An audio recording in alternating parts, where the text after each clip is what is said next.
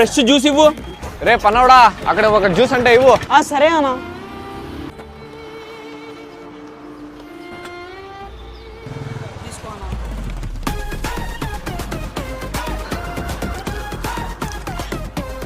అన్నా ఎంత? 20 రూపాయలనా? అన్నా నీ నెల జీతం ఎంత?